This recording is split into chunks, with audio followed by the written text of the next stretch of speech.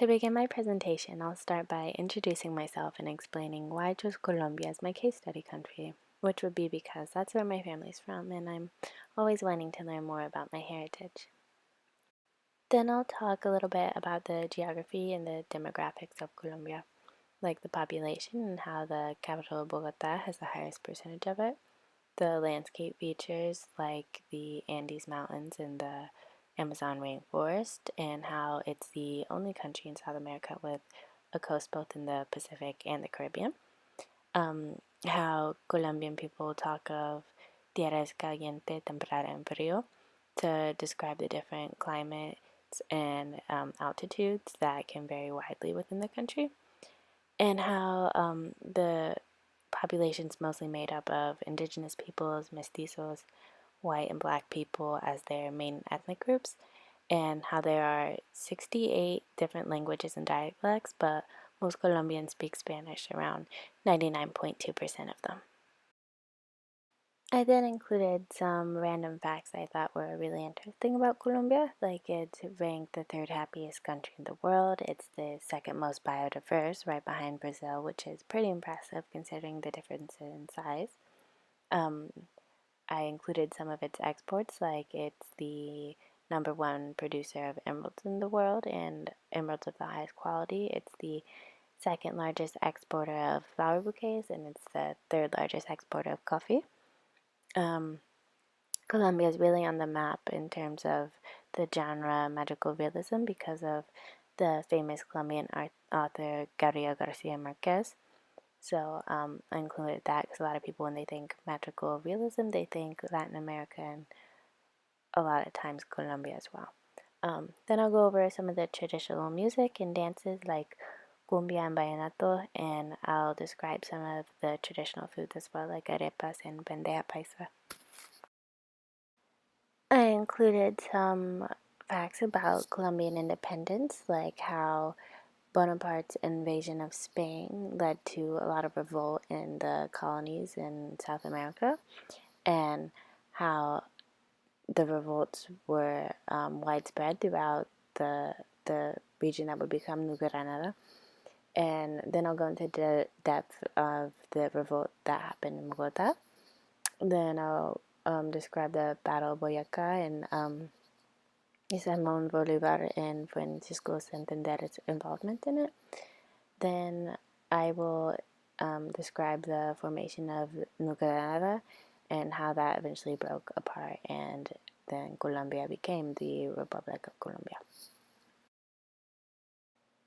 When talking about indigenous groups and Afro-Colombians in Colombia, I'll be focusing on their displacement by the civil war between the guerrilla groups and the government and the paramilitaries, the coca production and the land exploitation that kind of forced them to migrate into the cities.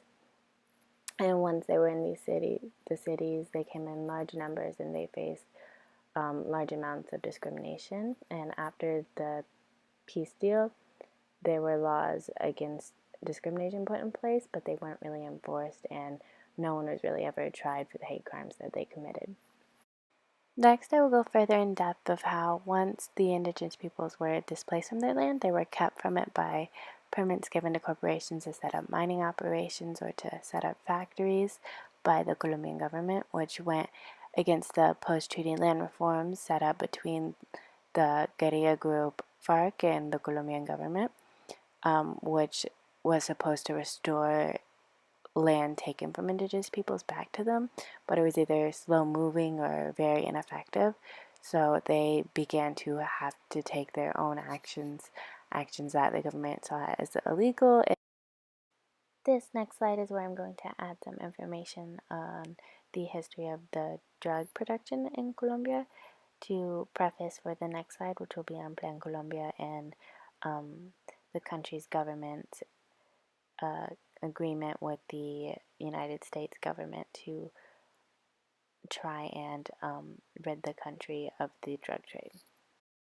Then we'll get into Plan Colombia and how Presidents Bill Clinton and Andres Pastrana made an agreement to try to eradicate the coca production in the country.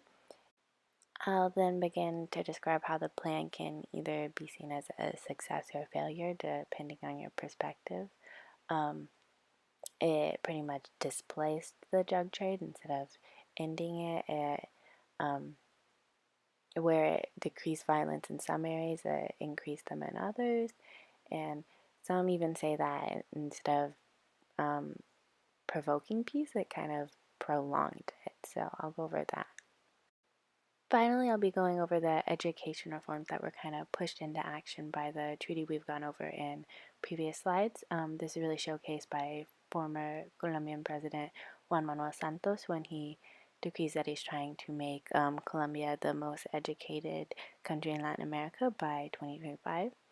You can see evidence of the increased quality of the education in Colombia by the increased degree recognition with countries like Britain and France, with the increased attractiveness of the country's institutions to foreign students, which is also an effect of the decreased violence in the country after the peace treaty.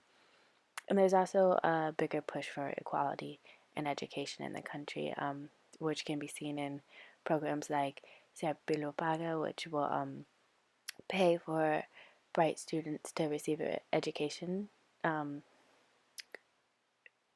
disregarding their financial background, and also ICE Tax will provide students loans, which increases availability of the less fortunate students to receive an education as well.